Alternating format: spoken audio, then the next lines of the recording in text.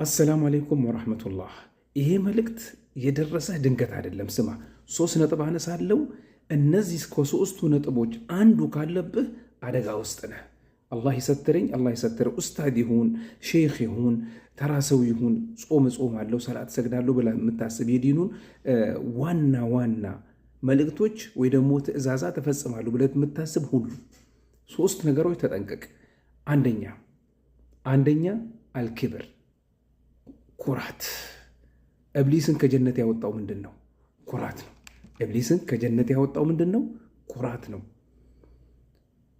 ሁለተኛ አሳጥርልሃለሁ፣ አልሐሰድ፣ ምቀኝነት ነው። አሁንም እብሊስ ከጀነት እንዲወጣው ዋናው ሰበብ ምቀኝነት ነው። አልሐሰድ እንዳይኖርብህ፣ እነዚህ ሁለቱም እንዳይኖርብህ። ሶስተኛውን ደግሞ በጣም ተጠንቀቅ፣ ስራህን ውድቅ ያደርገዋል። ምንድን ነው? አርያ፣ ይዩልኝ ይስሙልኝ። ተጠንቀቁ።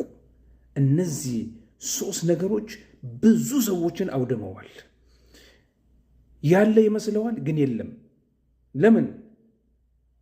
ኩራት ይሰማዋል። ከጎኑ ሰው ሲሰግድ የቆሸሸ ልብስ ከለበሰ ወይ ደግሞ የሆነ ነገር ከለበሰ ሊርቀው ይሞክራል። ላ ሐውለ ወላ ቁወተ ኢላ ብላህ።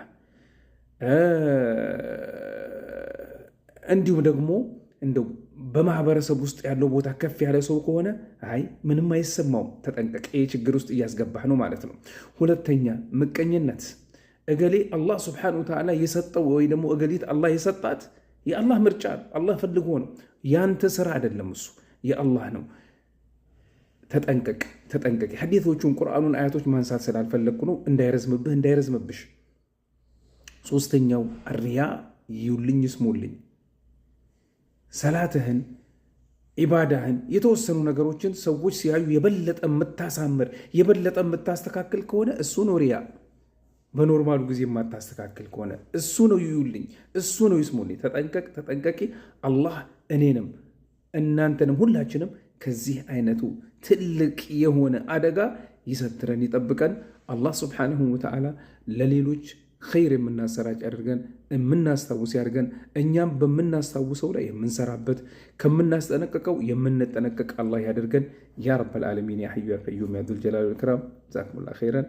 አላህ ይሰውራችሁ ከመጥፎዎች ሁሉ፣ በኸይሩ ላይ ያሰማራችሁ። አላህ ዱንያችሁን አኺራችሁን ያሳምርላችሁ። ያ ሐዩ ያ ቀዩም ያ ዙል ጀላሊ ወል ኢክራም። ሰላም አለይኩም ወረሕመቱላሂ ወበረካቱ።